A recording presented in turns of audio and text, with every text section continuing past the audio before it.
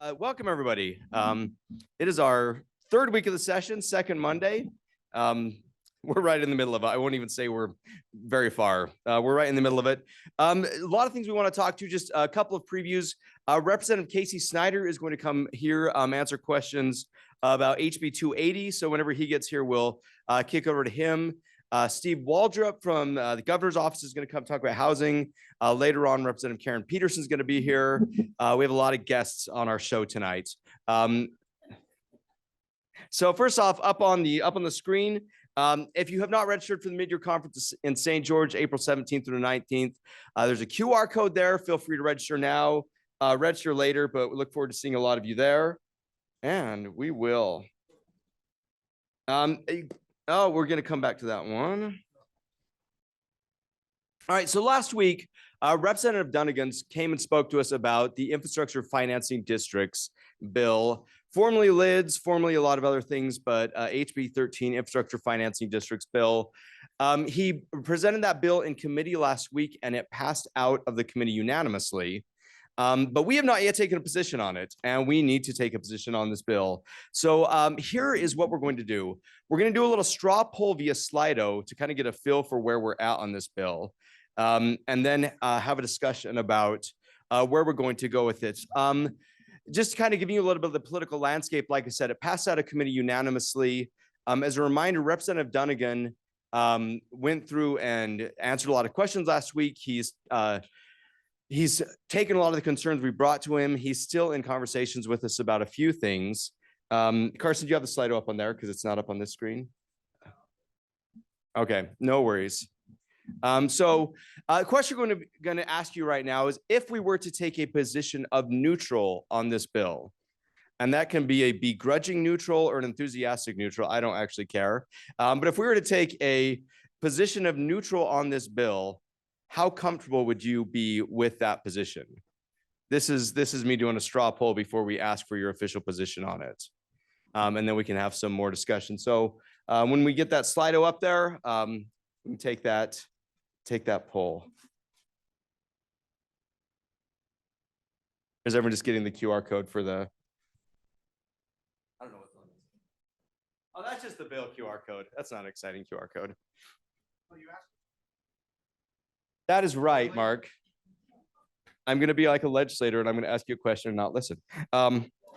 Sorry, that's not what happens. They don't even ask the question. All right, so we're pulling up Slido right now. Yes, so HB 13 did pass out of the committee unanimously.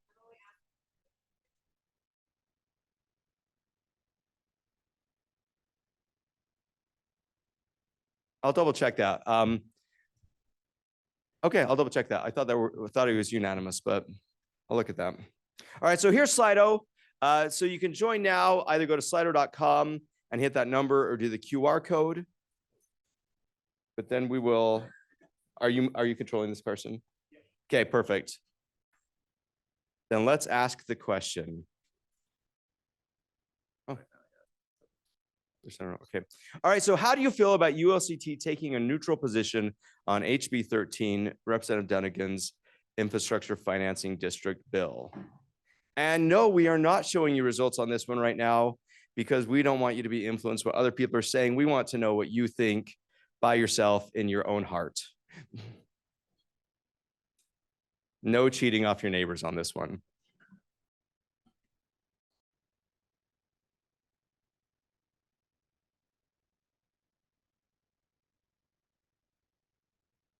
And so I think one of the questions I saw online is hard to take position. So here's one of the things that we need to be aware of. And I'll just throw out some scenarios for you so you can be aware of some of the political calculation on this one. If we are at a neutral position, then the question is, if he makes any changes to the bill, such as changing it to occupancy versus building permits, does that move us to a place of support? Or is he just talking to us and we're not moving? If we're opposed to the bill, and he makes some changes, does that move us? As a reminder, he has addressed a lot of things. So the question we need to ask is there actually room for debate and negotiation at this point? And does that move us in any way, shape, and form? if we want stuff, but that doesn't change our position politically, that doesn't move us very far. So just want to put that out there. That's kind of the reason we're getting the straw poll now. We're going to get a feel for that. And then we'll come back in a few minutes and talk about what a position may look like on this one. Perfect. And with that, we're going to jump back to a previous slide. Representative Snyder, you're right on time. No, we were doing a straw poll on a different bill, not yours. And you can jump up and talk about HB 280 right here. You can jump up and talk. And are you taking questions? Yep, we'll do whatever we got to do. Okay. I've got a quick slide on it, just kind of talks about the funding, but the fee parks up whenever it's. Oh, I'm sure. But yep, I'll turn it to you. You can go for it. Okay, well, you all have your mouths full, so you won't be able to give me any questions. This is the best time of day for me, so enjoy those Doritos and that big sandwich. I appreciate it. So we've got a bill, HB 280. It's going to be in committee this afternoon. Just to kind of give you a little bit of context on where this comes from. So this bill actually started its life as probably 4 bills through water development. It's been worked on extensively this summer through that committee, and then refined and refined and refined. And now we're finally bringing it to committee to have a discussion. Fundamental to this bill are really 2 things. One, we don't have in this state a long-term planning process that looks at the future of water in a holistic way. And I'm not just saying that because that's what I believe. That's actually what our auditors have found as we move forward. So at least the initial seed of this idea was planted because our auditors said, we're not talking to each other. The districts, many of your members who are entities that provide services within your communities, and the state are not synced up in a way that allows itself to, and allows this state to move forward as it relates to water and efficient water planning.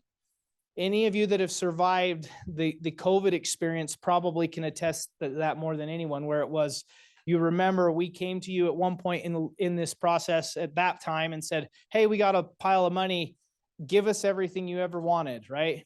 And do you remember that big number that came through and all of the wish lists that came with it, with no sort of long-term plan and vision? We were faced then with a reality that we had more money than we knew what to do with, and then we ended up having to walk back all the wishes and dreams. So what at its core this bill would do is say, we have various pots of money. You probably already use these in your cities. These are the drinking water programs, some of the dam safety programs for those of you that have bigger infrastructure. All of those things are still going to exist within their silos. They're still going to have projects ranked with the criteria from which they were established, but they're going to integrate up into a broader watershed council or water council, that's going to be able to look at water holistically. So for example, as I mentioned, dam safety will rank a series of projects and then bring it up to the board with one final vote for ultimate approval of the ranked projects and those types of things. Again, the thinking being, we need to plan, we need to be coordinated, we need to quit robbing Peter to pay Paul as it amounts in our water funds. And I'm just trying to integrate. That's the planning stage. That's fairly innocuous. And the tears you have shed on this bill are probably not about that. The fee is probably what's got everybody so excited. Let me tell you what I'm trying to do.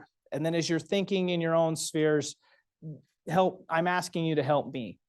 As I look at the future of this state, it is not that far off that water will become as much a limiting factor on our growth as transportation or as of anything else. Water is going to be the thing by which our communities live or die. We already in this state have very water poor communities. Some of you might be in here, and water rich communities. Nowhere was this probably more acute than the summer before last, when if you were in Utah County, God bless the Central Utah Project, you didn't have to turn off your sprinklers, or you had green lawns and all of those things. If you were in Weber County, everything was dead, and there was a fear that we may not even have enough drinking water, if you recall that summer. And that was mostly because obviously we had a historic drought, but also we didn't have the funding in place for some of the big infrastructure needs that this state's going to require. I don't want us to hit that pinch point, and we've seen these sort of pinch points in other things specifically transportation. So what I am attempting to do is say, we're long-term, we're going to create a water infrastructure fund. So many of you in this world are probably familiar with the TIF, Transportation Infrastructure Fund. I'm not that creative, so I've created the WIF, which is the Water Infrastructure Fund. Yay. And what I'm trying to do is user fees, for all intents and purposes, as it relates to gasoline use, pays for large portions of the TIF. We're not going to solve water infrastructure problems in this state based on sales tax, which is what we're using right now. So the Water Infrastructure Fund would suggest at some future time, we're going to have a fee associated with water use. The tricky part of what I'm trying to do here is, I don't know what that means. So many of you are probably concerned about how it will be collected, how it will be dispersed, who will get it. Is it wholesalers or is it the individual homeowner?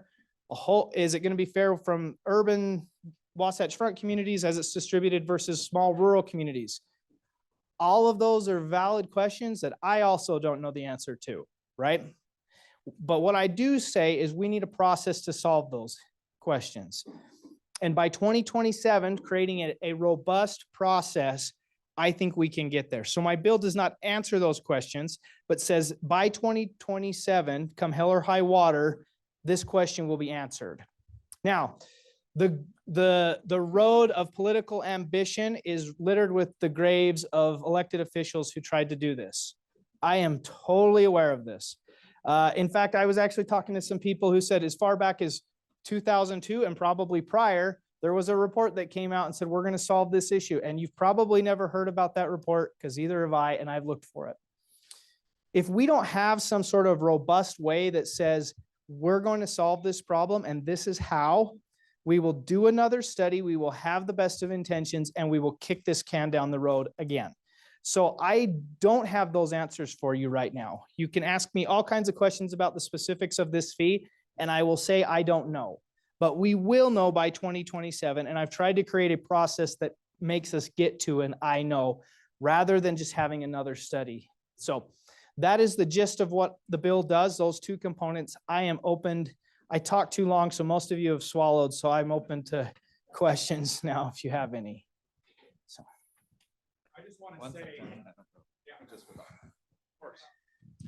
I just want to say thank you to Representative Snyder for doing this. This is, I think we all know from our municipalities, we panic and we freak out and we put incentives in place to flip strips or do everything that we can or try to curb usage. We have to have leaders who are visionaries to take the hard steps forward to help us plan and have these hard discussions.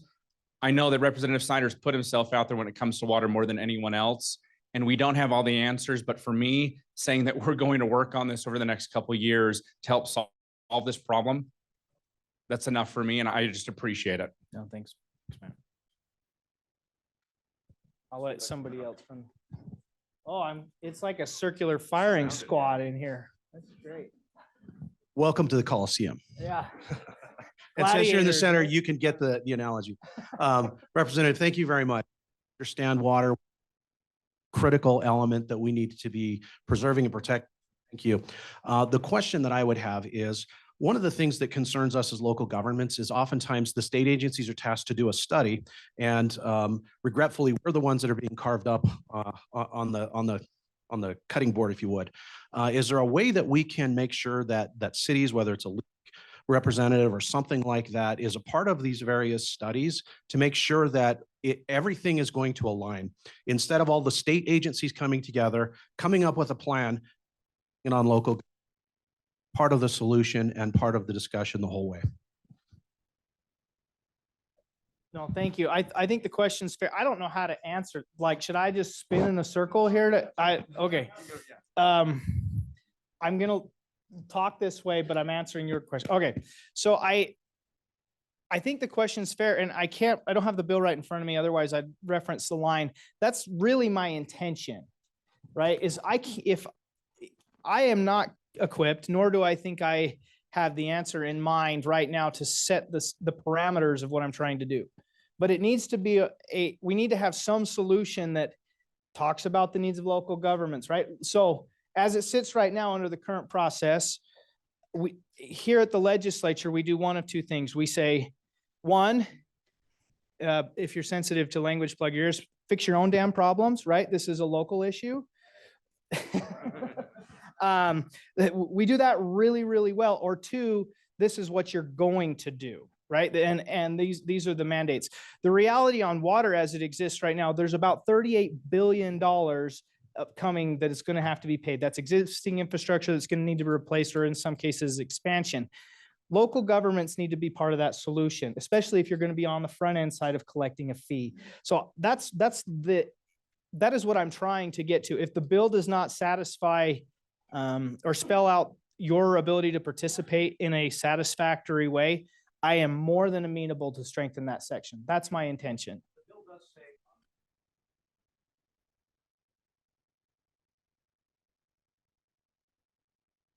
Sure. I have zero issue with that. I have zero issue with that. I want people to be engaged in this. I do think that a shot clock will spur the end of the game, right? And that's really at the heart of what I'm trying to do. But if people don't feel like they're even playing in the game, what's the point of doing this? So I'm more than willing to do that. So. Thank you for taking this issue on and trying to get us to actual action and not analysis paralysis. Do we have, if we commit to the problem solving and figuring out the mechanisms before 2027, are there some assurances around, like, preemption is a huge thing for those of us who have our own public utilities departments. And it's not that we're trying to be real sticky, but like, I represent a blue collar area where, and fees that go to end users, fees that go to entities that serve end users will end up at an end user. And that's a problem for my constituents. Do we have any assurances for what that structure and how the negotiations and problem solving would look that would allow us a vibrant voice, not just a token voice in protecting?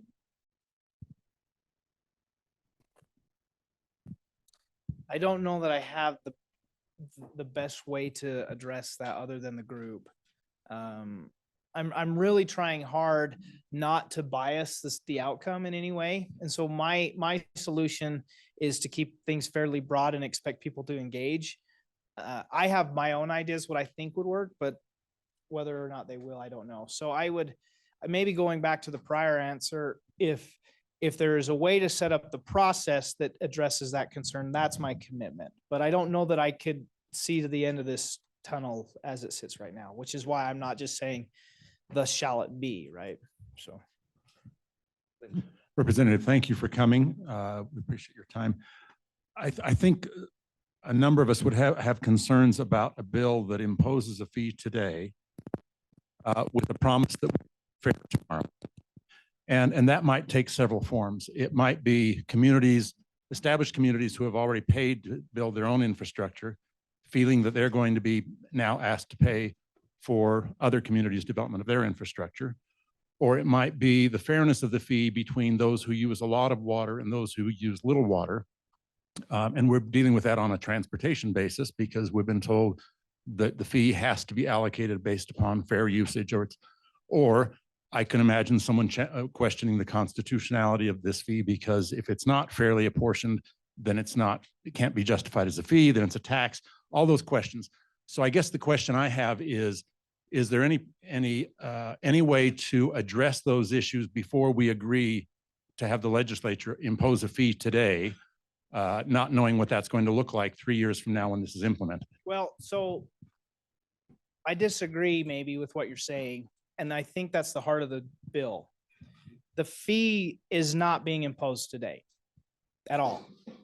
If you look at the statute, it outlines all of the things that have to be considered, all of which you mentioned, but the fee is not being implemented today because I can't answer those legitimate questions that you raised. The fee is going to be implemented in 2027. What I am granting is the authority to implement, which is probably another way of saying what you're saying, but I can't give you those assurances because we have talked about this, we've studied it, sure, but every time we start having a discussion, we get down to the nuts and bolts of what we're talking about before we've looked at the bigger picture. So I'm not comfortable in a world, even if I got everybody in this room to say yes, where I said, this is the fee, this is the thing the fee's gonna say, and we're gonna move forward and in 2027 have some derivative thereof. I'm not comfortable with that because I can't answer questions of equity, disbursement, collection. We're not there. But because nobody's had to have this discussion in a compelling way, or they've only been forced to talk about it in a study, we keep kicking this down the road. So honestly, if there's another way to skin this cat, I'm willing to do it. I just feel that, again, the shot clock analogy, the accountability analogy, whatever you want to use, unless there is something to respond to and a deadline, we will not get to that spot. Follow up there.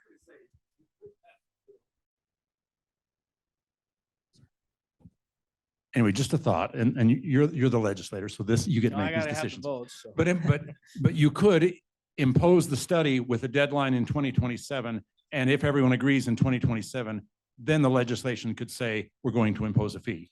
But the legislation today says, we're deciding today to impose a fee in 2027. That gives us all heartburn. Yeah, but I mean, I get what you're saying, but I think that's the reason I'm running it, right? And this is the thing, that's not enough. Because think about this. You all have done this. You're all in local government. And so you've tried, I suspect as a standard, you have all tried to do really hard things in your communities, right? Across the board. I don't know what it is, but I don't think any of you are here because it's fun to be the mayor or on the city council or like those are the crappiest jobs in politics. You don't do those jobs because it's fun. I don't do this job because it's fun. But I think you do that to do hard things. And I am afraid that if in 2027 we say this is what we're going to be without some sort of accountability, all we will hear, like all you hear when you try to do something hard is why this is a dumb idea, why you're an idiot, why don't you focus on collecting my garbage or keeping my neighbor's dog off my yard? Like that is the future I see under that scenario. Your concerns are totally valid. I just don't think that if we just say we're going to eventually, all we will do is figure out 100 reasons why this is a bad idea. And I would rather have 100 reasons how to make it better. So that's what I'm trying to do. But I totally understand the concern. Right, I think we have time for. Thank you very much. Dan Dugan from Salt Lake City, right over here. Sorry. Appreciate that. I appreciate the idea that we want to conserve water because it's a valuable resource and it will be the most valuable resource on the planet in a number of years. On the fee side of the house, how is this working with the waters there's no metering right now, the secondary water metering and imposing, getting meters on water systems there, and also waters that's coming out of the groundwater from wells instead of a second source, because they're all heavy consumers of water, but they're not being regulated and there's no fee on those or lower fees. So how is this bill impacting that or adjusting that? I think that's the question that has to be answered, right? Again, I have tried to keep this broad and nondescript enough to allow the ability to have that conversation, right? So how do you collect? How do you remit? How do I say most people who have a well, especially a small domestic, have zero measuring devices and the state engineer has zero ability to tell. I don't know what the best way to account for that is. And so as we dive into a robust process, it may become clear that maybe the individual user is not the best source to collect this fee, right? It may be not worth the squeeze. I don't really know. And again, I'm just trying to force the conversation in a robust way. I can't answer these questions. They're legitimate questions. That's why I've tried to give 3 years to answer them. That is the intention of how it's structured. Oh, wow, Mayor Tawny, I'll let you guys fight over who answers. It'll be Tawny.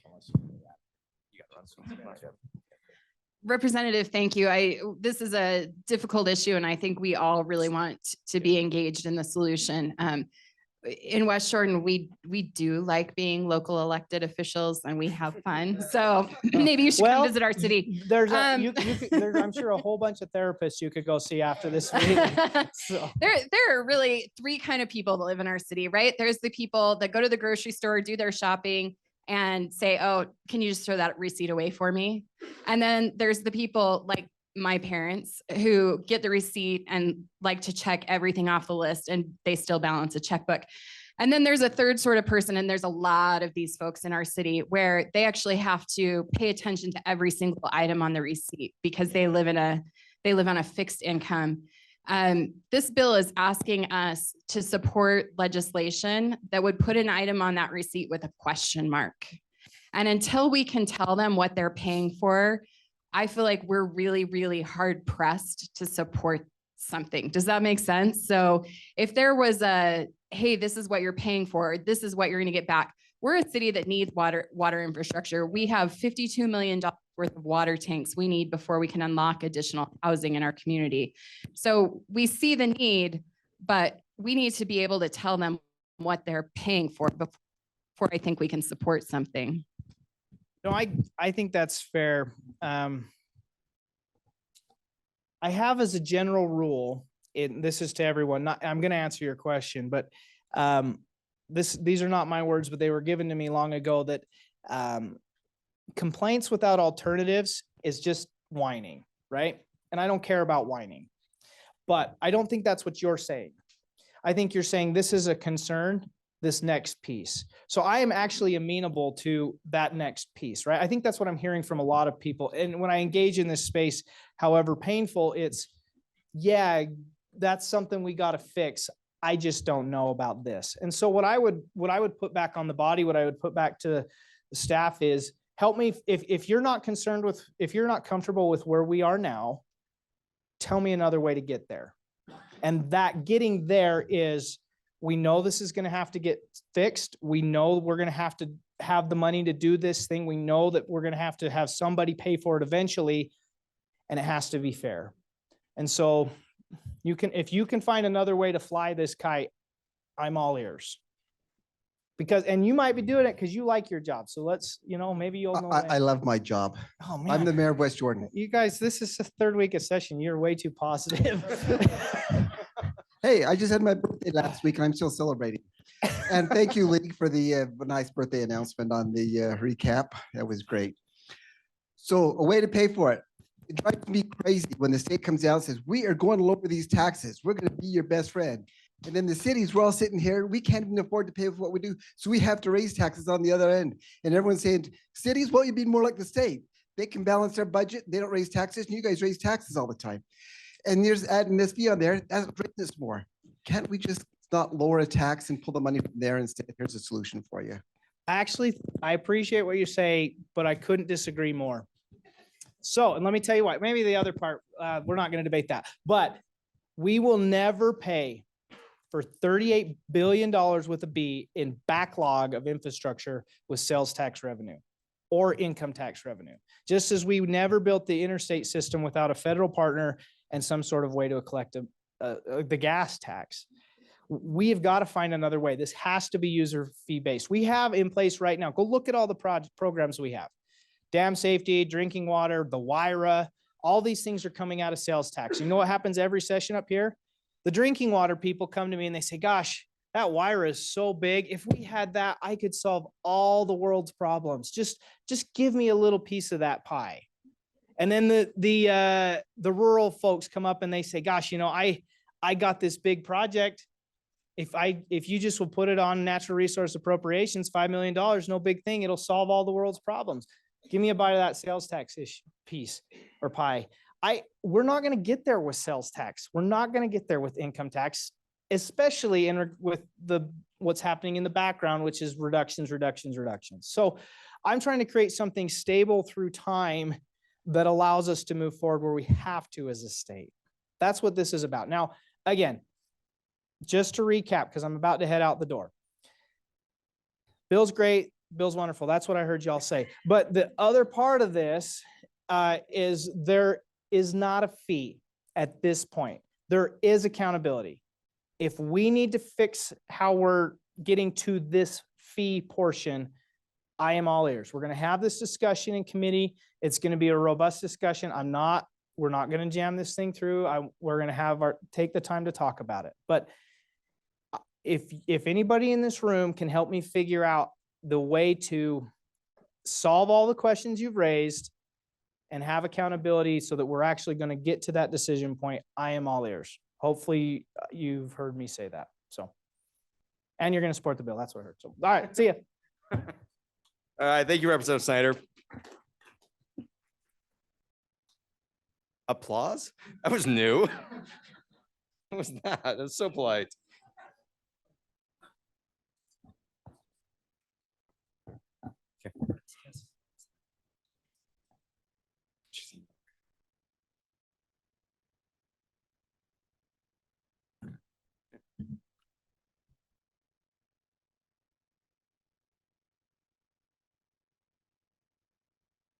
He said he wants to slide, yeah.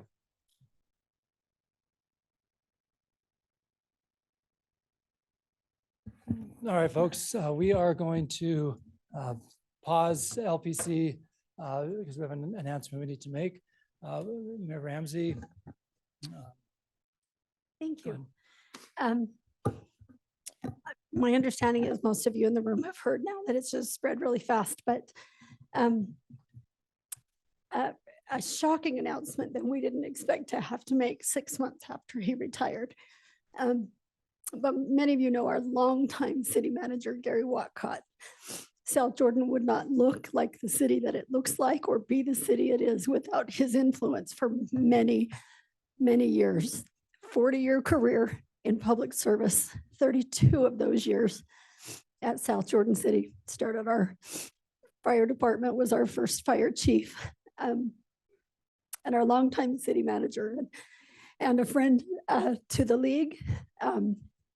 Supposed to be overseeing the new shared administrator program that just started and overseeing public safety legislation for the league. Gary had a massive heart attack this morning unexpectedly and passed away.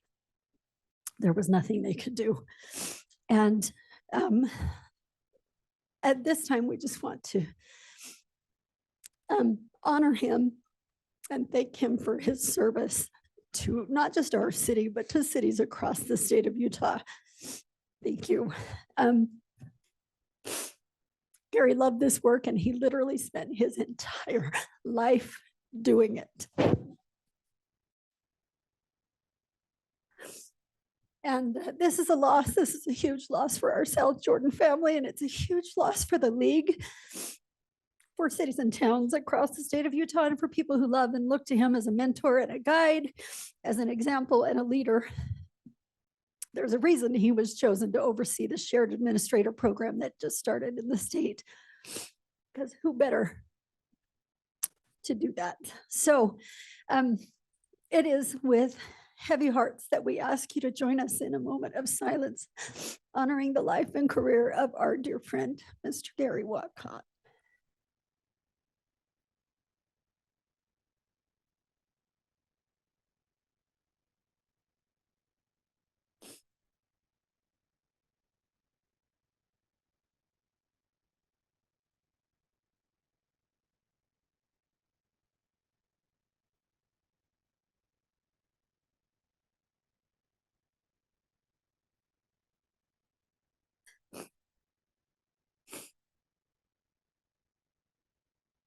Thank you. Please keep his family in your thoughts and in your prayers. He's got a bunch of young grandkids that he was really excited to spend more time with. So his wife Pam has waited a long time for them to have time together. So please keep them in your prayers. And I do have one request. This just happened this morning, and we know word is spreading fast, but out of respect for their family, I haven't talked to his wife. Out of respect for their family, please don't post anything about this until tomorrow or tonight, if you intend to be, if you even think to or decide to, out of respect, to make sure that their family, everyone has an opportunity to find out, that they have some time to make sure the people that they need to let know. Thank you. And no, Gary loved this work and he believed in it, and he was excited to keep working with all of you and on behalf of all of you. So anyway, take the vacation, my friends, make the memories, because tomorrow is never guaranteed. Thank you all for being part of this league family and meaning so much to Gary and to us at South Jordan. Thank you.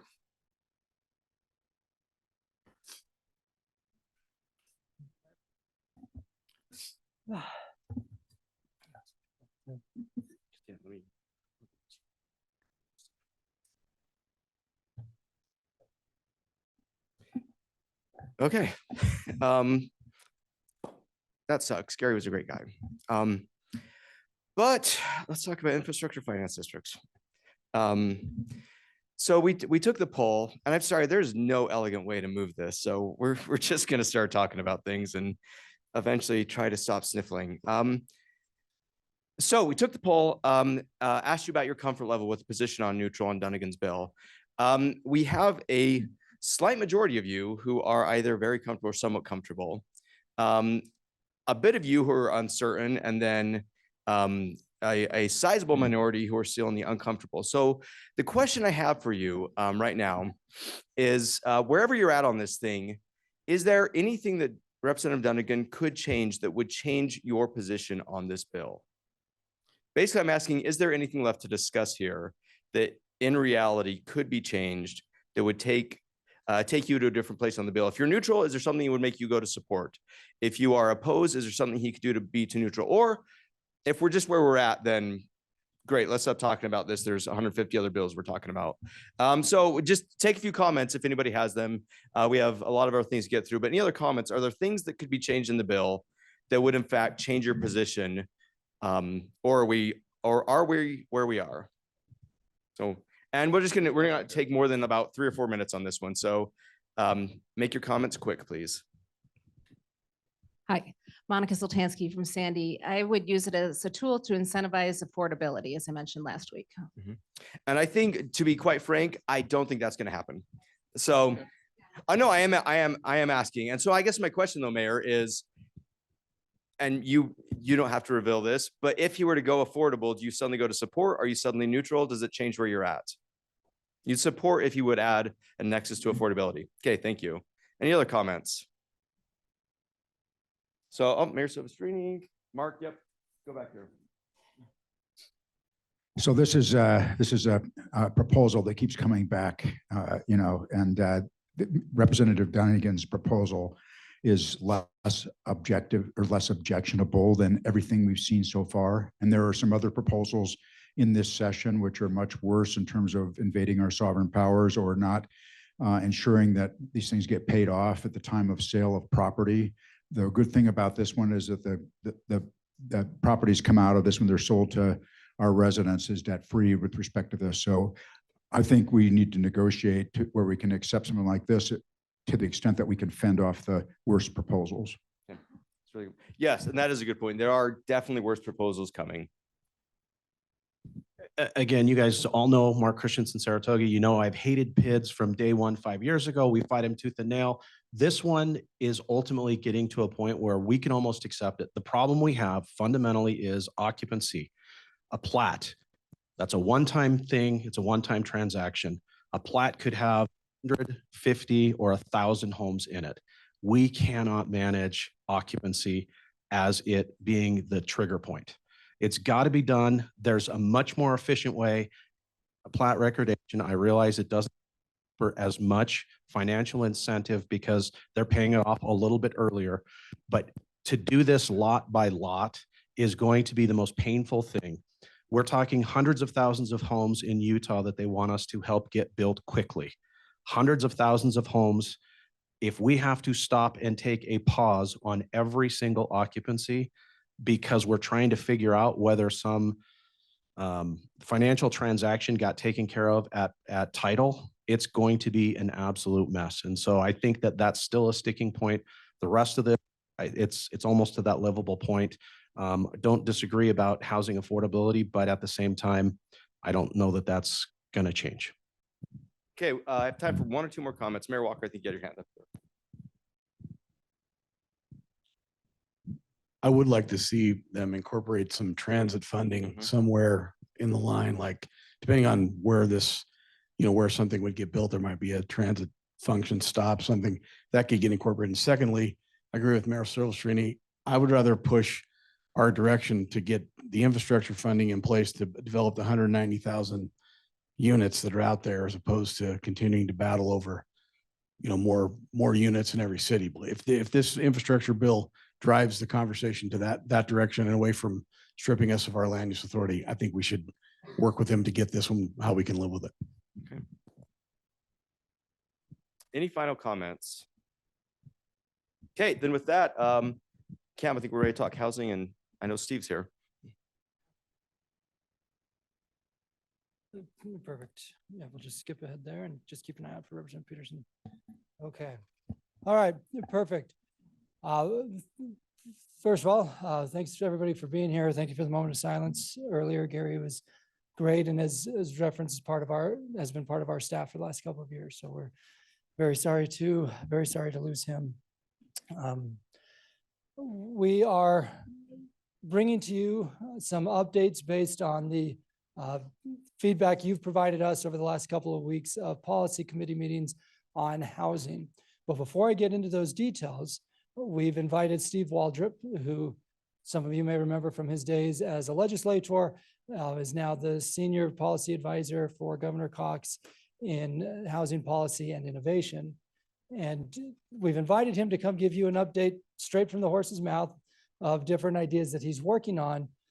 As a quick primer, I was going to show the slide, but it's a few slides ahead and I want to get right to Steve. A couple of weeks ago, last week, we talked about Representative Ray Ward's bill, House Bill 306. The policy committee voted to oppose that bill. That bill's still currently sitting in rules. The league board gave us some feedback about that bill. And then last week, you gave us feedback via Slido about some other concepts that also still rose to the level of concerning. And so we've been working on other ideas beyond that. And Steve's here to talk about a couple of those ideas that have consumed our time over the last week. So I want to thank Steve for his collaborative approach, both him personally and on behalf of the governor. And Steve, time's yours to talk to members of the LPC. The camera's in the back. That is for the 100 or so folks who are watching online, in addition to the folks in the arena here. So Steve, take it away. Thank you. I'm not sure I trust my back to be turned to these guys behind me here, but watch them for me. Kate, I'm counting on you.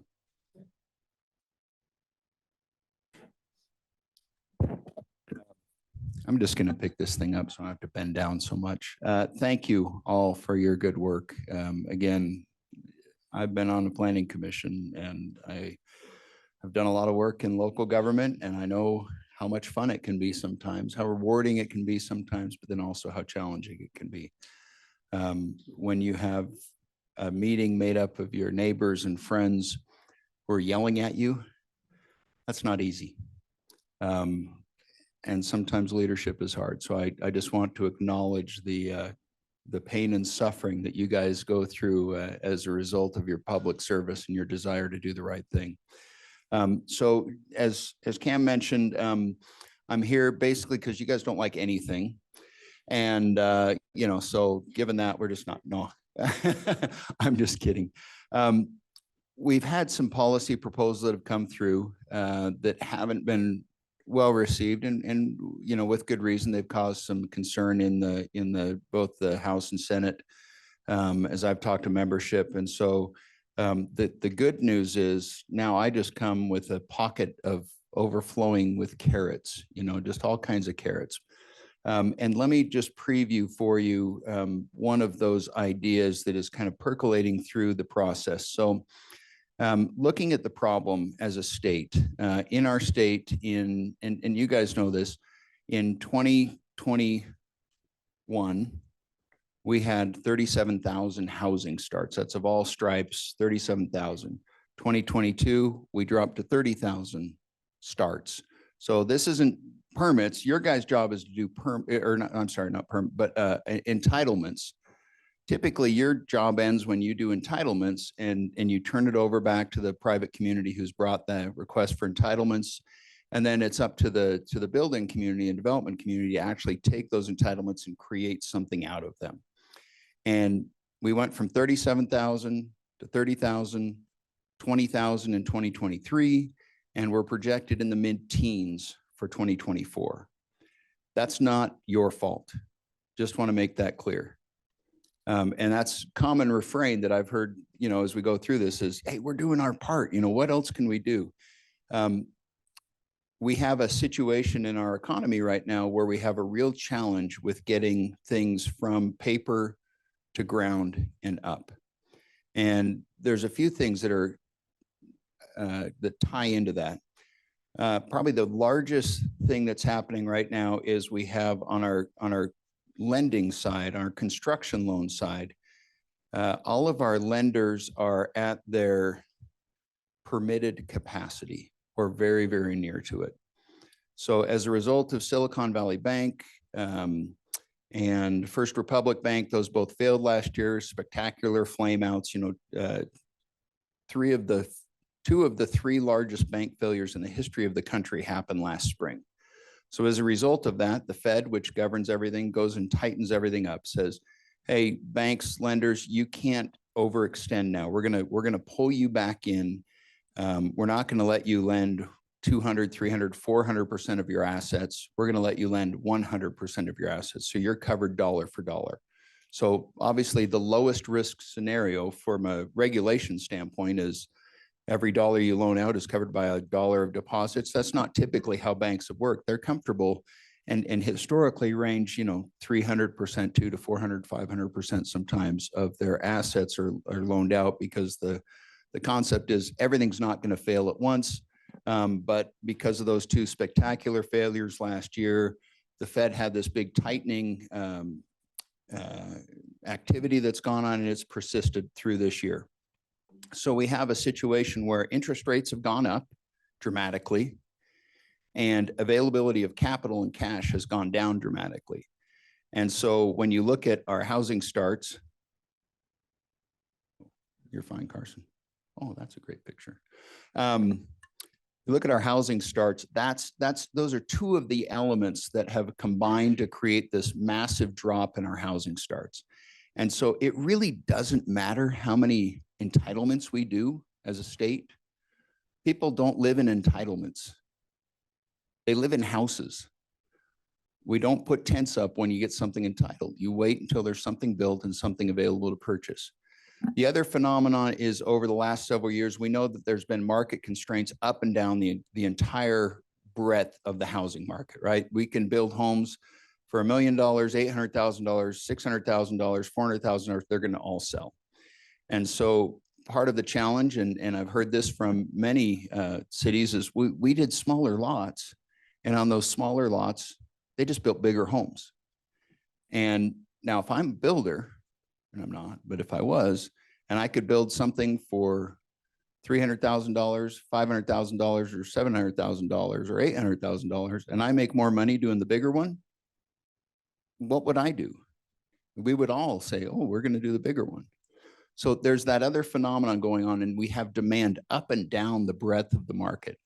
And so economic wisdom would dictate that you do the most economically feasible thing for you and your company and your employees. You build the biggest thing and you get the most money you can out of it. Again, that isn't you guys. That's the market. But we all play in this market. So as we looked at these issues and said, what can we do as a state in that space? This is outside of zoning. This is outside of, that whole regulatory side.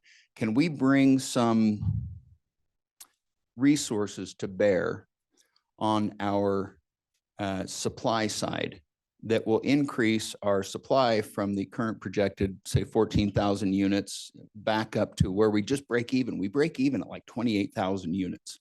So last year we lost ground, and this next year we're going to lose a lot of ground relative to what the demand is.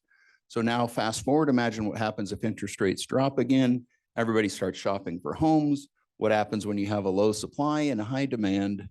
We're going to see another price increase.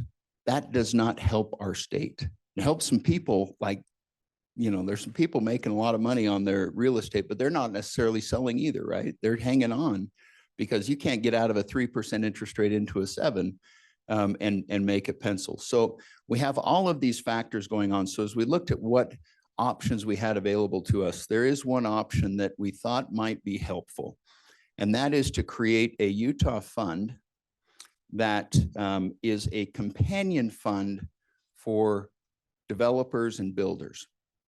So we don't want to do is have the state becoming a developer. At least I don't want that. Government shouldn't be doing that. It's not wise. We want the government to simply be a facilitator in a market responsible way. So what if we could create a fund, and let's just throw a number out there, $1 billion. We could put $1 billion out there as companion money for lenders who are out looking for development deals out in the market. So our money is in at 50%. I don't know, can I tie into can I do a whiteboard thing on my iPad here? Can I plug in? Because that would be so much easier for me to describe this. Can I plug in here and not just do it on I have to join the Zoom thing? Yeah. This will make it way easier. Is that a C? Oh, I need this thing.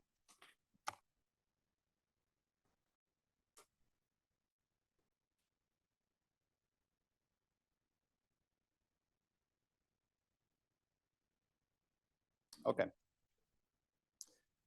All right, now we're going to get challenging here. I'm going to kneel down so I can draw and talk and write at the same time.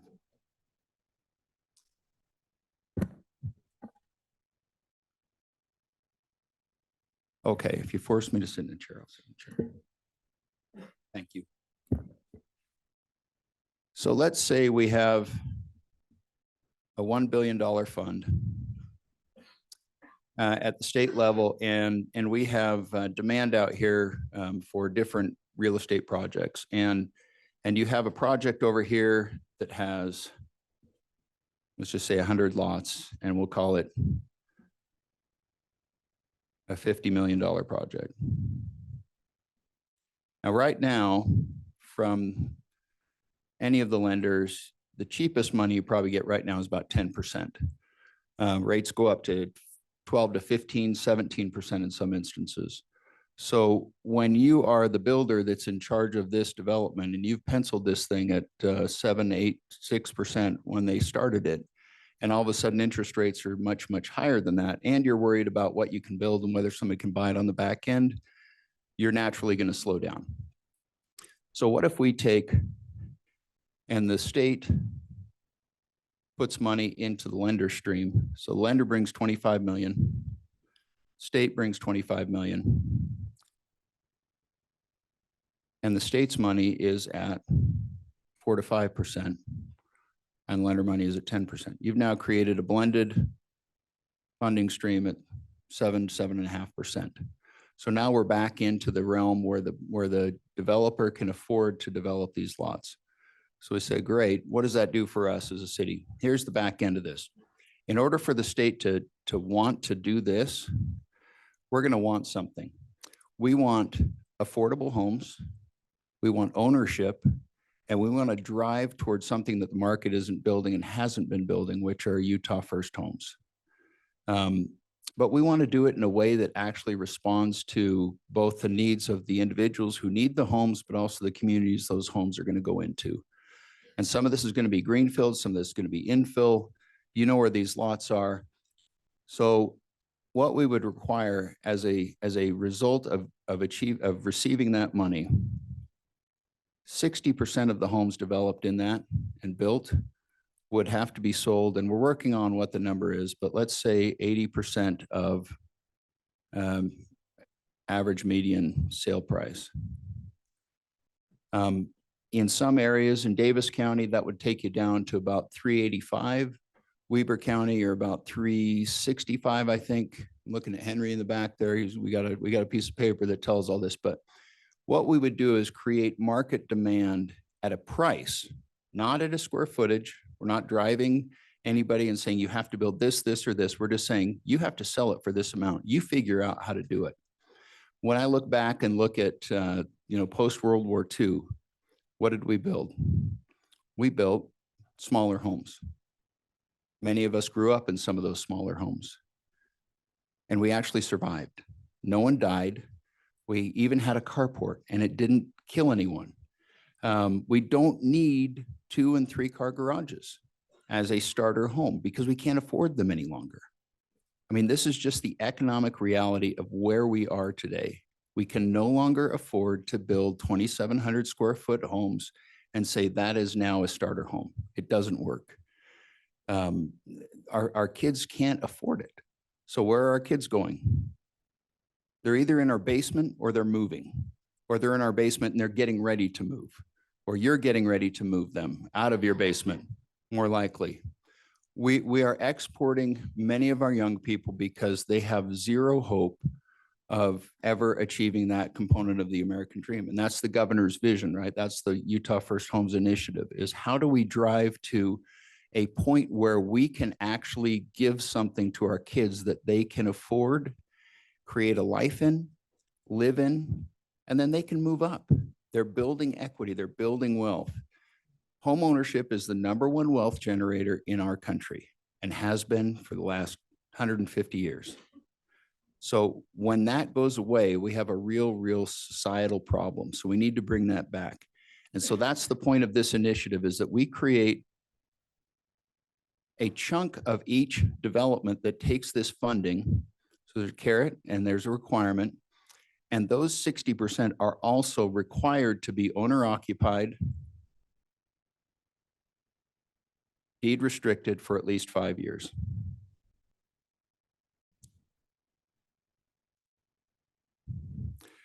So for 5 years, you're going to be sure that there is an owner occupant in your municipality in that home.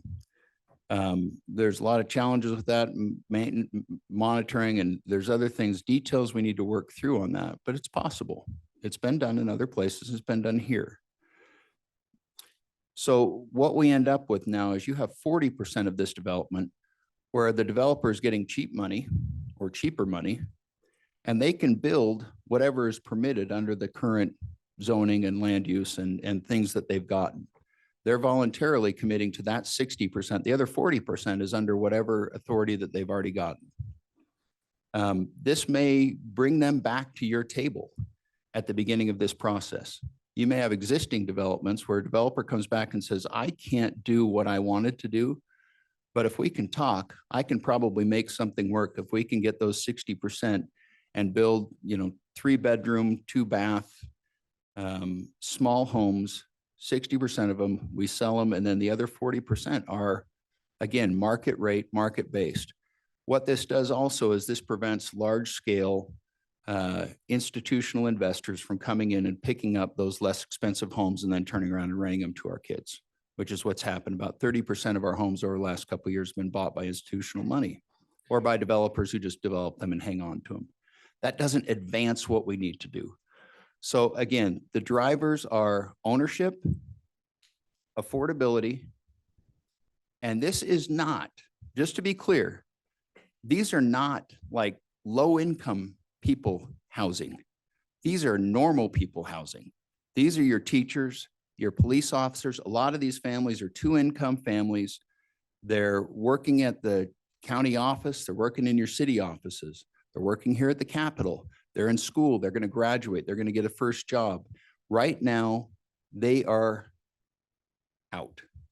They got a foot out the door, and we're not building. And these can be single family homes. They can be condos. They can be townhomes. Again, that's a subject of negotiation between the land use authority and the developer in order to provide that ownership opportunity in varying levels throughout the state. So that's the broad policy goal. And this is one mechanism to drive toward a couple of the things that are missing in the equation right now.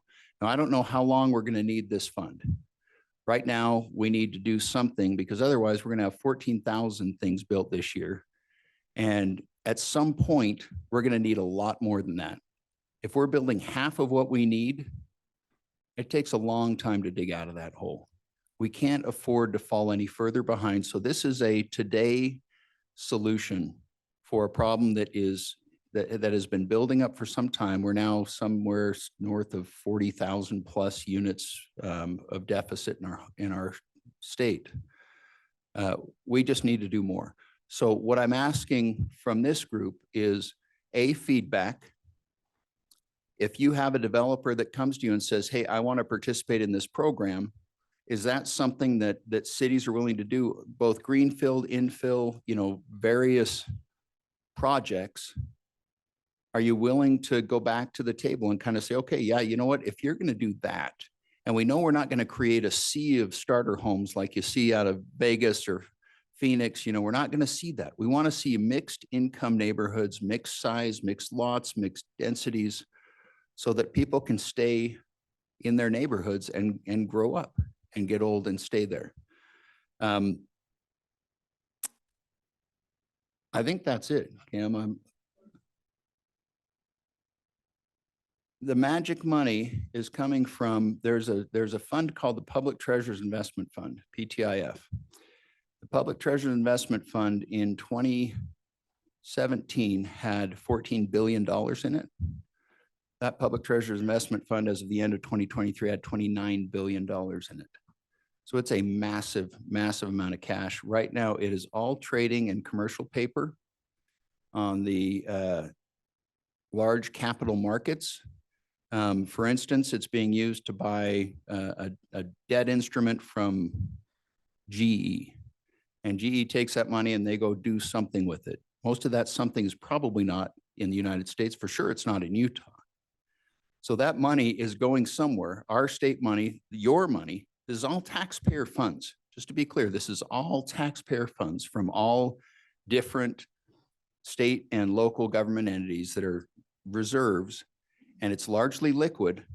And this would continue that same thing. So the state would not be partnering with developers. The state would be investing in commercial paper through banks, same as we do now. What's that? PTIF, Public Treasures Investment Fund.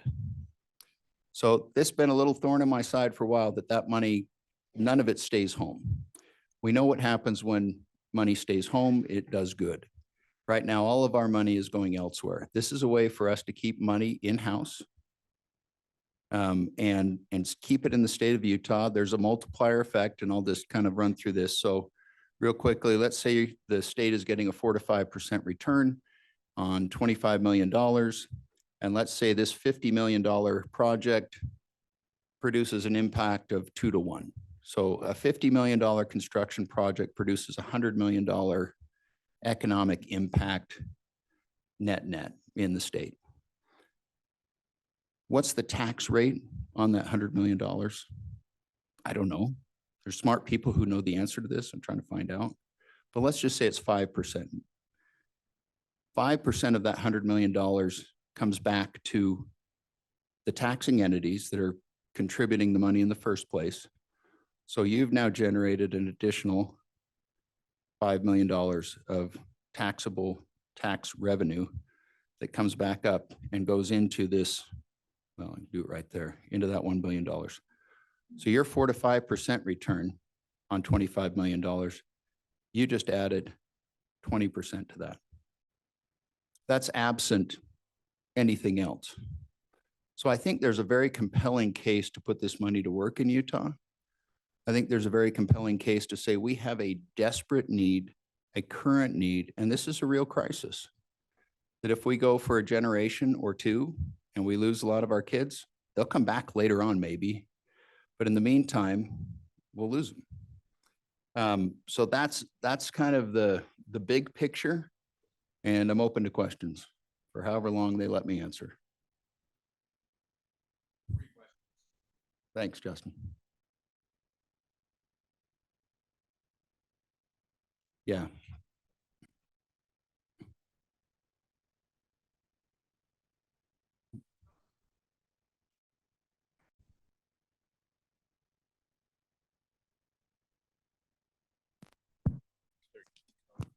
Okay, Kate Bradshaw, Bountiful City. Steve, if the money exists in this fund and you're able to move it legislatively, what is it you need from cities? Is this still a component that would require a state overlay and zoning that you're pitching? Nope. So what is the ask then if you can move this money from where the treasurer's got it currently invested? What is the ask of municipalities then?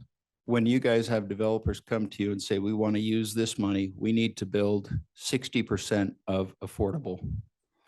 That means we need to do, you're going to have to work together with them to figure out what that means.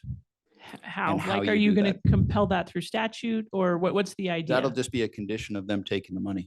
So through the loan, that won't be a statutory requirement on the cities or from the state, but in order to access that money, the lender, in order to get that money, has to put the money in this box. And that money, if it doesn't fit in that box, they don't get that money. And then my last question, then I'll yield to some others, is who would manage the deed restrictions? Great question. I think I heard Kate volunteer for the entire state just now. I have a full-time job and a city council side hustle, so I'm currently not interested in a third job. Okay, all right, just keep it in mind. All right. Keep it in mind. No, that's some of the details we need to work out, and that's one of the big ones. And that's why I'm bringing it to this group, because we want to have feedback on how you're doing that currently. Is that a lender thing? Is that a state thing? Is that a city thing? How do we monitor and manage that? Hi, I had a quick question. I like the idea in principle. I like the fact that we're trying to help, but I'm also wondering if we could add a requirement that the developer participates in a rate buy down for the buyer, because I think that would really help. Our kids just bought a Woodside home in Syracuse. Great neighborhood. Syracuse is a great city. Woodside was really helpful in that they contributed up to $14,000 in rate buy down. So I think if we're helping developers with an interest rate reduction, it would be really nice to be able to help the buyers as well. So, and that would move the needle. Thank you for the applause. Yeah, no, thank you. And there's 50 million that was appropriated last year. Of that 50 million, 40 million is still available. At 20,000 a pop. So 20,000 on a $450,000 purchase, which is the current level, is okay. 20,000 on 350,000 makes a significant difference, both in rate buy down, paying costs, and those kind of things. So we'll look at the back end of this. I mean, the problem is we can't do too much on the back end, or we're going to create a problem on the supply side. We have to focus on supply. That is the current extremely exigent need. Is if we don't produce more, we can put all the money on the back end that we want, but if we're not producing, all that's going to do is just drive the market up and make it more unaffordable. So there is money there currently, and we'll watch that. But this is step one. So Mark Christensen, Saratoga Springs. So fundamentally, you're saying you would like to take the money that we as municipalities are required to invest in the state PTIF. You would like to then take that money or a portion of that money and invest it into the real estate market, which is typically very risky and probably against the Utah Money Management Act from a rate of return.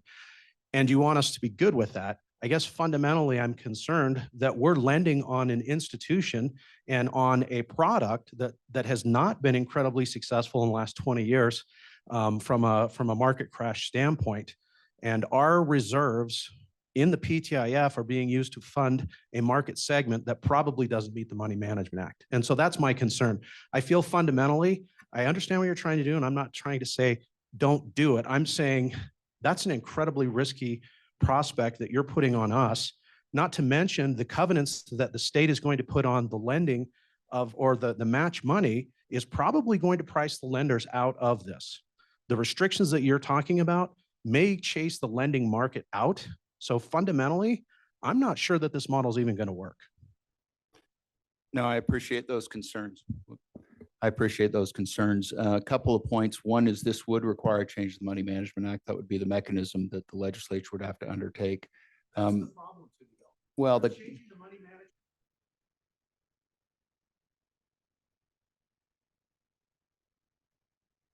it depends on how you do it. So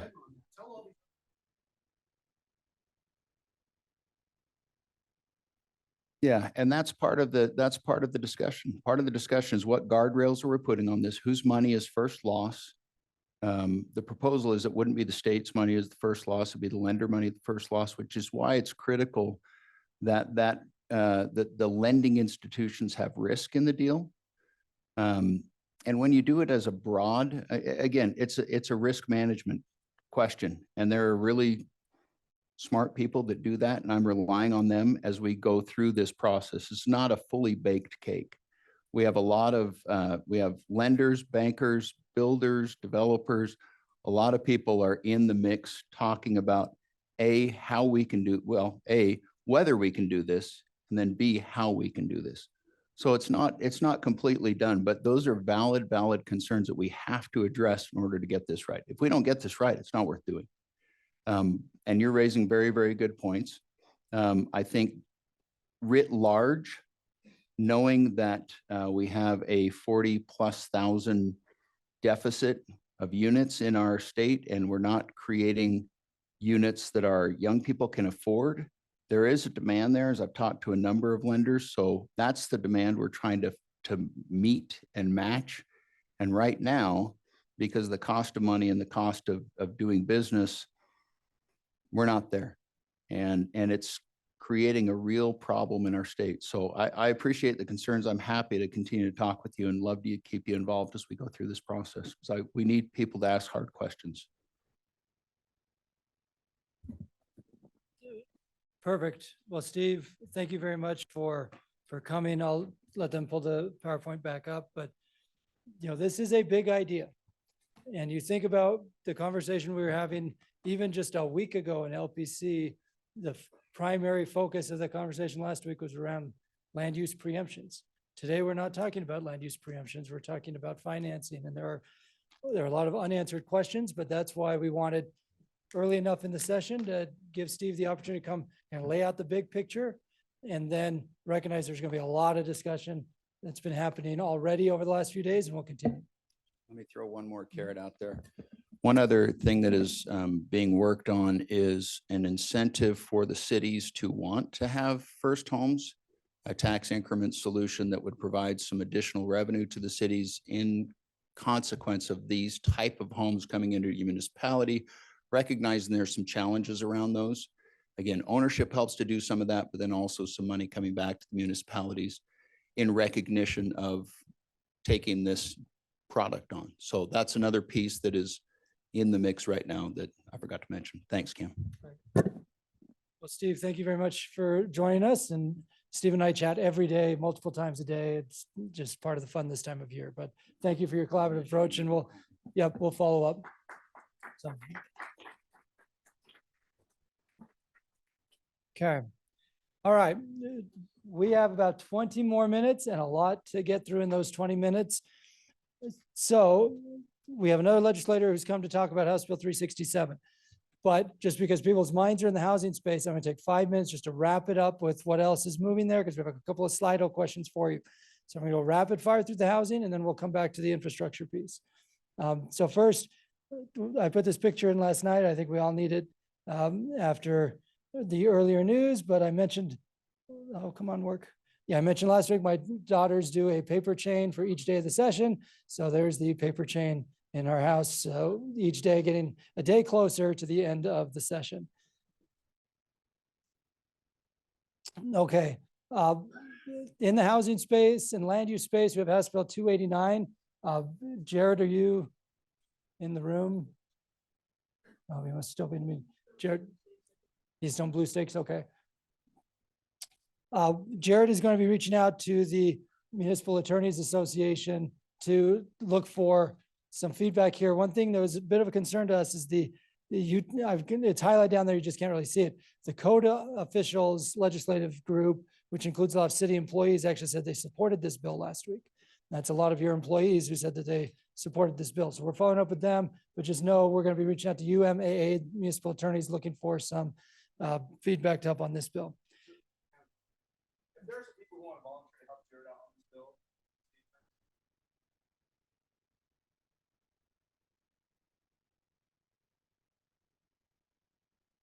Okay, perfect. We mentioned House Bill 306. It has not yet come to committee. If and when it does, we'll let you know. Modular housing, Jared's been the point person on this. Okay, due to time, we'll wave it off. We were hoping the bill would be out today. It's not, but it will be out this week before we meet again. So stay tuned. This will be Senator Fillmore's bill. And this is something we've been negotiating through the Commission on Housing Affordability over the last few weeks in the intersection of state regulation, local regulation, and then what's happening at the manufacturing facility itself. Okay, so stay tuned on that one. This is essentially what Steve Waldrop was just describing. He mentioned the sheet of paper with data. This is a screenshot of that broken down by county. We are still trying to get to better housing data. We have our data sets, And that's one thing being discussed too, is as part of this year's legislation, do we get more robust data collection and the reporting to help inform the policy discussions? And then we get the question basically in every meeting, people ask us, what does affordable home ownership mean? Well, it's kind of a combination of these things: area median income, median price in the area. So income versus price, first-time home buyers versus small units, small lots, versus subsidized market rate versus owner occupied. So it's a combination therein, depending on who you're talking to. There's been a lot of discussion the last few days around parking and garages and covered parking. Steve mentioned it briefly. And then also what legislative tools can facilitate missing middle housing, but stopping short of state preemption around local zoning. So this is a Utah Parking Modernization Guidebook that WFRC, MAG, UTA, and a few other partners put together, came out last fall. And then the missing middle graphic you're all accustomed to seeing. So the next slide is this, rumbling one. The board has told us we're opposed to this bill. You validated that last week. House Bill 306 is still sitting in rules, so stay tuned. Then the Fillmore ideas really are what we surveyed last week via Slido. So you can see the Slido results all came back concerned. We've relayed that back to Senator Fillmore and Representative White and to Steve Waldrop and others. And that's what's led to what we've called internally rumbling number 5, which is really the emphasis more on facilitating or incentivizing, not having a state mandate, having improved reports and data, either a tax increment zone or other funding to facilitate the first homes with criteria on both the developer side and on the city side to make that happen. Okay, so on the parking side, this is some of the examples that have come up. Is really focused around tandem parking in townhomes. You'll see the pictures on the right. The top right is what it looks like on the outside. The bottom right, the tandem, is that footprint for a townhome that's at 1,655 square feet. And so the question is, should the city count those tandem parking spots toward the parking minimums? And if so, should it be 1, 1.5, 2 to facilitate the smaller footprint and therefore the smaller home? There are challenges, of course, from a planning perspective when there's spillover into public roads and the like, but just know this conversation's been front and center the last few days, as well as those financing tools. So I'm setting all this up because of Slido. We're going to ask you 3 quick housing Slido questions, and then we'll come back to Representative Peterson on infrastructure. So Carson will set up the Slido. I know I went rapid fire to finish setting up the context. And then after we have, have you already done SB 86, Justin? Okay, so we'll do Representative Peterson, then we'll do SB 86, and then the update on homelessness, and see if we can get it all done here in about 15 minutes. So this is the first question. Would you use an optional financing tool that would require cities to plan for more density and variety of housing units in exchange for builders constructing a percentage of affordable units and owner occupied units? Okay, so this could be the tax increment tool that Steve Waldrop referenced briefly. It could be the PTIF, it could be something else, but some sort of optional financing tool to facilitate the outcome of more first homes. So we'll leave this open for a moment. Just my phone. Yeah.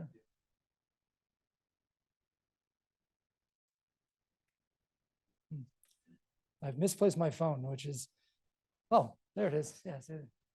Yeah. Okay. All right, I'll leave this open for another few seconds.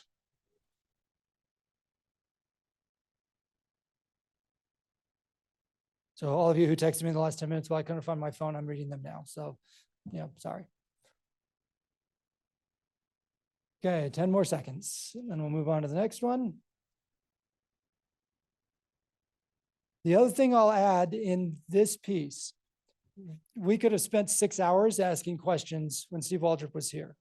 Again, we're having daily meetings on these types of topics. So if other ideas come to mind or other questions come to mind, reach out to league staff, send them our way to make sure we've got them as part of the dialogue. Okay. Next question. How do you feel about a requirement? Yeah, this is Roman. For cities to count tandem parking, as I was describing, with that narrower footprint and the smaller townhome, as at least 1.5 stalls for small owner occupied housing units on small lots. So again, kind of tying it back to if it's going to be a small unit, and it's on a small lot, that then we have to count the tandem for at least 1.5.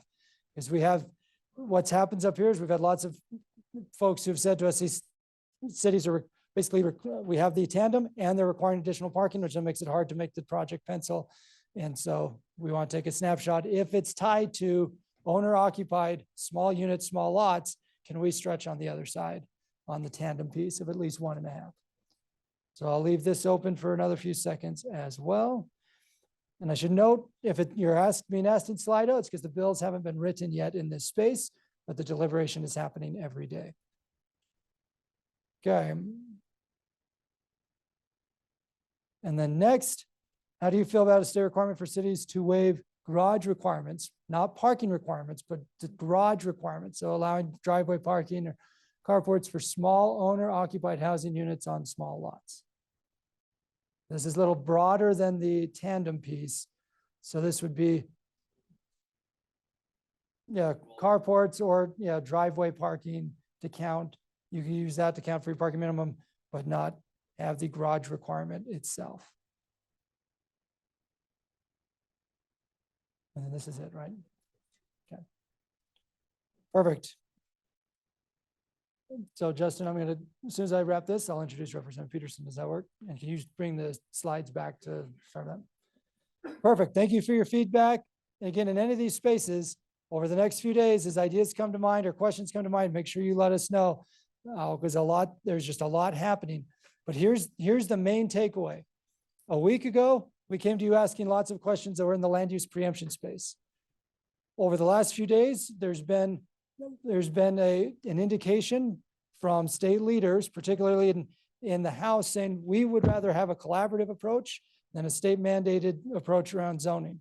So can we pivot the focus to more of that collaborative approach? And that's in large part because of the feedback and the outreach you have done to House members, telling them about what's happening in your cities.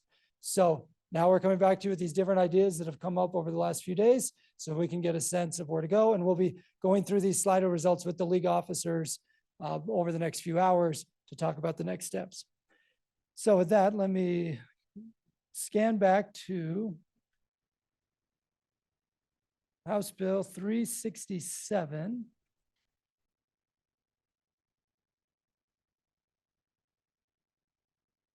Okay. So House Bill 367, local government fees modifications. I want to invite Representative Karen Peterson to join me up here as a quick recap. During the summer, as we were looking at the transportation utility fee and the litigation that came out of Pleasant Grove that cities successfully won, and kudos, Scott and the mayor, for your leadership and leading out on this issue, and Provo as well for being the first transportation utility fee. As a reminder, that positive outcome from the courts came down during last year's legislative session. So there was no bill last year, but then Representative Peterson, who, yes, she's a representative, but more importantly, is a former city council member from Clinton. She pulled together stakeholders, say, okay, what's the right path forward in transportation utility fees? As a result, the league board met in the summer and said, okay, here are the principles we'd like to see if there's going to be legislation in this space. That's what's listed up there as items 1 through 8. And you can see we as staff have come in and said, done, done, done, done, done. Or, given the context of how the proposal fits in with those principles. And then this is the piece about making the process doable, but not easy. The representative, this is where we've had a lot of blood, sweat, and tears over the last few months. So that representative, I'll turn it over to you to talk through the process and talk through your perspective on things, and then we'll present it to the body. Okay. I feel like this mic's far from me. So when we talk about principles, my principle was trying to preserve this tool for our cities. I thought that was increasingly important. Is that better? Okay, works too. So that was one of the objectives that I had. Obviously, a lot of people had some thoughts about this. There was a counter bill opened that would have just precluded cities from having the ability to do a transportation utility fee. I did actually talk to the sponsor of that bill yesterday, and he's pulled that bill now that we kind of have an agreement. And So, so what this bill does is it sets up a process that you have to go through, a public process. So you'll need to do a study. And I should say, this process is based a lot on what Provo was doing. So Provo is a great resource to us. They've been doing this a long time. So they brought to the table kind of how they got to where they are. And that helped us build out a process. So you'll need to do a study if you determine to do this. And decide exactly what things you're going to spend your transportation utility dollars on upfront. And then, and then set your fee. You'll need to differentiate your fee based on users. So this does need to be a fee. There has to be a very close nexus into the costs of what you're doing and what you are charging folks. But there's some good examples out there of how to do this based on residential, higher impact commercial uses, those kinds of things. So there's some models you can look at out there. So you'll do your study, you'll set your fee. That'll be a public process. So, you'll need to do it in a public meeting. You'll need to take your vote just like you do with other fees. This one does need to be separate vote from your budget. You can't just include it in your budget vote on your entire budget. You'll need to vote on it separately. And then you're good to charge your fee. It does. One of the things that we ran into was questions and concerns about if cities do this, they're going to charge fees for everything. We talked a lot about what the real concerns were. I think we have some good thoughts about that. And the second thing was, once you charge a fee, the fee will never go away. And that was one of the concerns some of my colleagues had. And so the more we talked about that and thought about it, there is now a 10-year kind of expiration date on the fee. But I'll also tell you, you need to make sure that nexus between the fee and the user is tight and close. And 10 years from now, your city is going to look a lot different. And you're going to want to do that thought process again anyways, and do your study so that you're in a better place and ensure that your connection there is tight. So there have been a lot of people weighing in on the bill. I think our term has been everyone's comfortably uncomfortable. Taxpayer Association, also Libertas, who brought the original suit. I think everybody is kind of in a place where this feels reasonable and people are ready to move forward. Everyone gave a little bit, and I really appreciate the many city folks that weighed in and came to a number of work meetings, and they were work meetings. We worked through lots of ideas. So that's the bill. Perfect. Well, thank you again, Representative, for your leadership on it. Are there questions for Representative Peterson while we have her?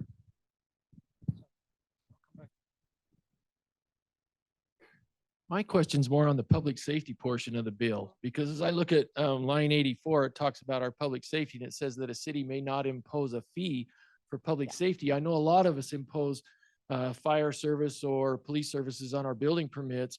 And the way I read this bill, we can't do that anymore. And if we do have them, they have to be suspended by the. They're general fees. This is general fees for public Just safety, which is general. not. So this does no. not involve our impact fees. No, and studies as all we that. looked around, we're not aware of cities really doing this. So this would be a general fee for public safety. So if you just decided to put on your utility bill or your monthly bill, you're going to pay $3 for the fire department, then you're going to be in trouble. But if you're charging a 911 surcharge, you're fine. If you're charging, it's just a general fee for public safety would be prohibited. Well, that's what we do on building permits. We do charge a general fee for growth. You're not charging everyone in your town a No, fee. we are not. No, you're charging the person with the building permit, and that's okay. And these won't expire. Yes. Okay, thank you.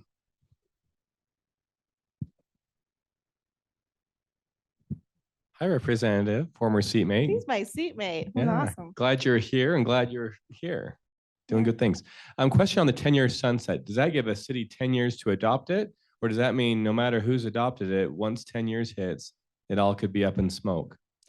So you'll adopt your ordinance that says we're going to have the fee.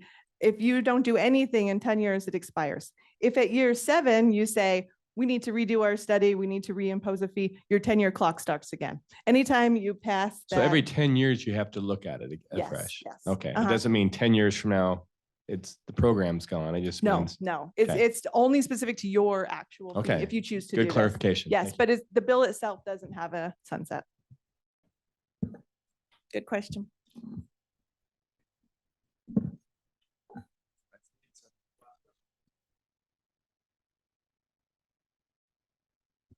just a comment in case we don't have this come up again, but yeah, Provo's been doing this a long time. If anybody's interested in doing it, whether through this bill or again, the current state of the law is they're allowed. So unless something preempted it, they're allowed. We're happy to talk to cities about these.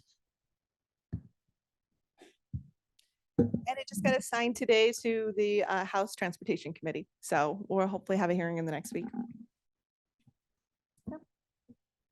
Thank you. Great. Well, thank you, Representative, for your partnership and your leadership. So let's give her a round of applause.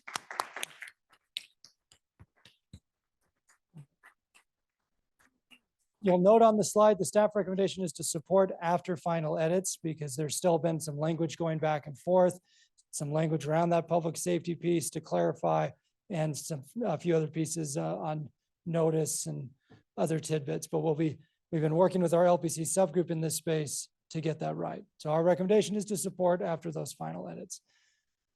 Okay, any final comments on this one?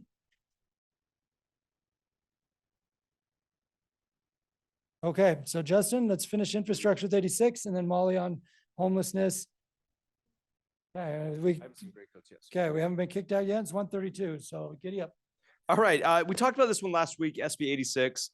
This is what it was last week. Cannot issue a lease revenue bond unless you take it to the voters for anything over $10 million, an opposite way of saying it on there. There is a new proposal out there.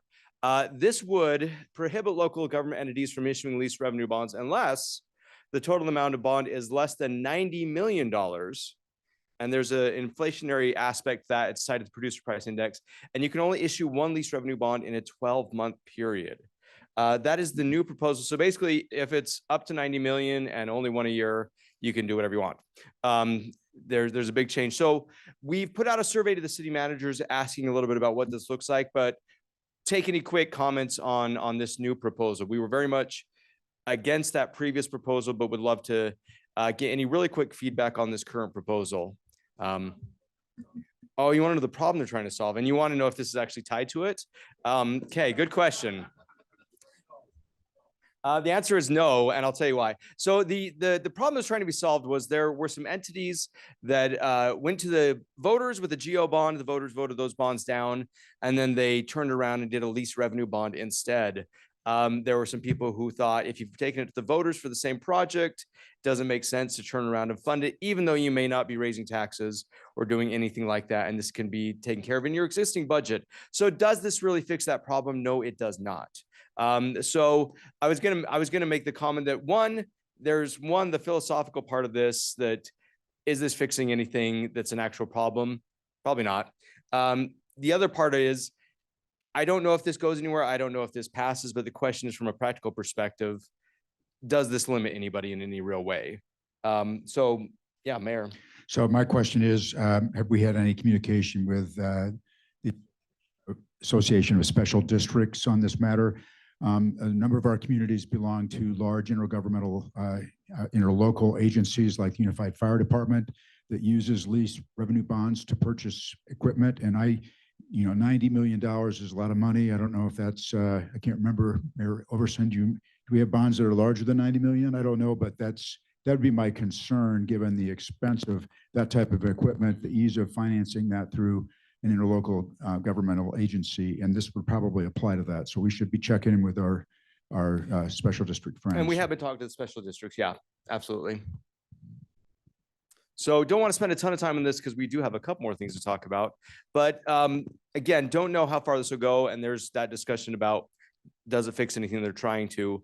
But if you do run into a thing where you can say from a practical perspective, this would hamstring us in some way, please reach out to us and let us know, because that would be helpful as we're in negotiations on this one.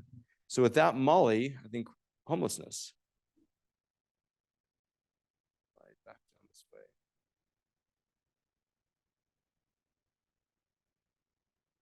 Excellent. So last week we spoke with you about 3 bills. We believe that one of those bills is kind of the bill to watch and the bill that's going to be moving, HB 298 by Representative Clancy. Last week, LPC voted to oppose the bill as it was currently drafted because it removed all of the mayors from the Homelessness Council and also removed buffers around shelters for winter response and some other provisions. Since last Monday, we've been in negotiations with Representative Clancy, and he's been really amenable to addressing our concerns. We are expecting a new sub that will focus on governance and data and will not be looking at Code Blue or winter response plans.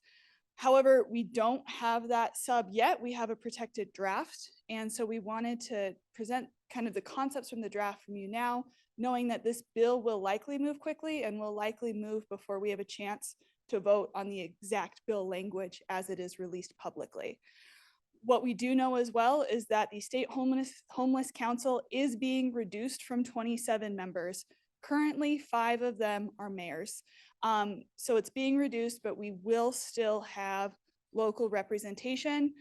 And a big political consideration is that we believe that this bill must pass for the major homelessness appropriations to be considered this year, because it has a lot of the data and accountability pieces that many members of the legislature are looking for if they are going to release more funding.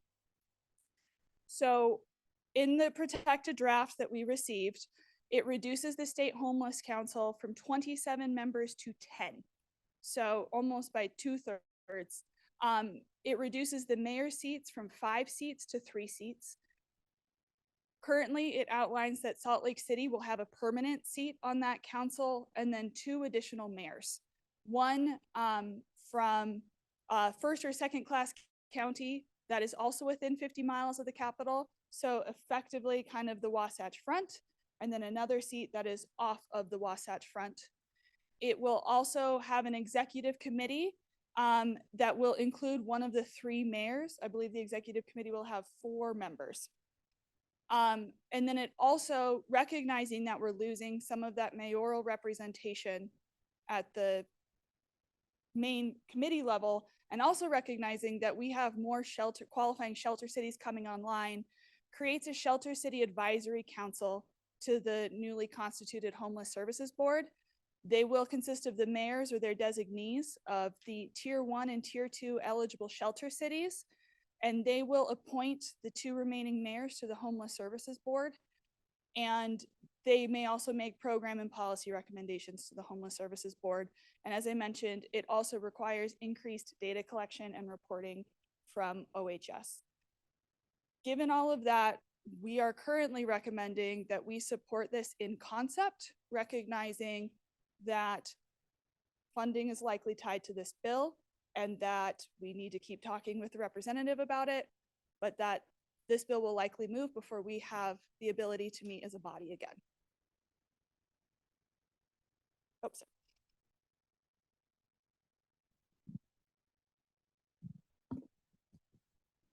I don't know that there's a word strong enough to thank the league for their work on this and taking off some of those rough edges and protecting the local voice here.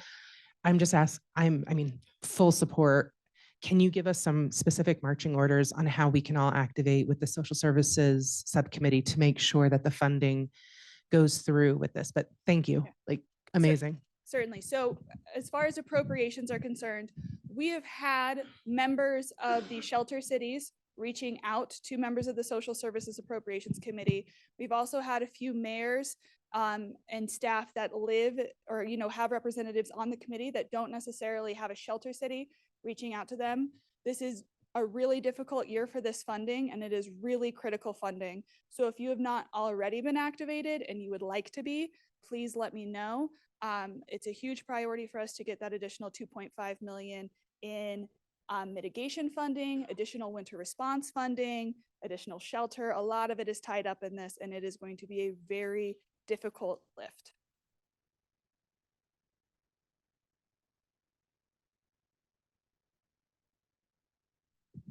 Sean Guzman, St. George.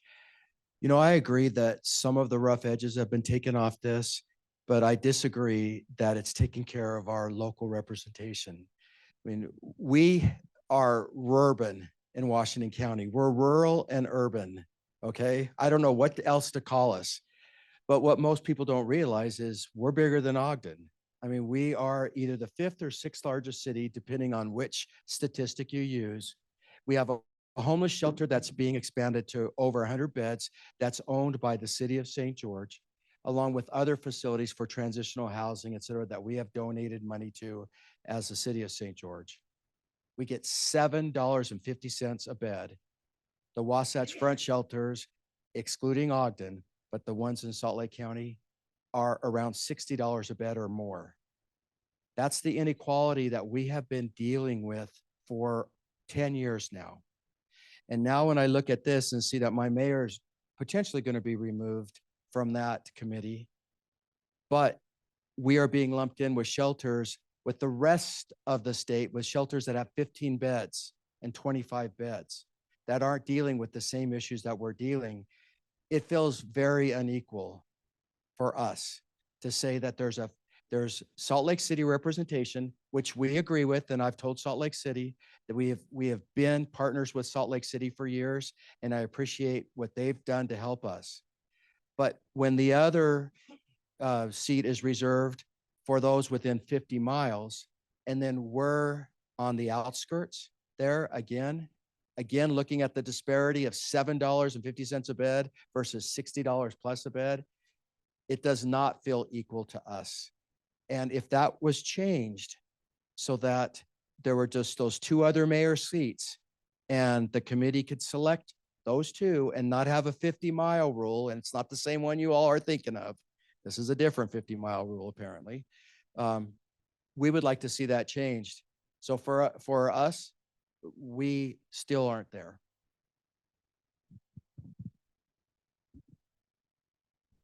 Okay, thanks, Molly. Thanks for the comments. We have dragged over time, so thank you all for staying here. Two quick comments. One, there's a data privacy bill. It's coming. We'll talk about it. Second, when we talked about scenic byways, there are still a lot of negotiations and discussions going on that one. So look for updates on that. And with that, turn back to Mayor Walker. Thank you. Could we get a quick motion to ratify the bill tracker as discussed today? Second? Second, yep. All right, all in favor, say aye. Any opposed? All right, thank you. Well, that motion passes. And motion to adjourn? Second? We stand, all in favor, say aye.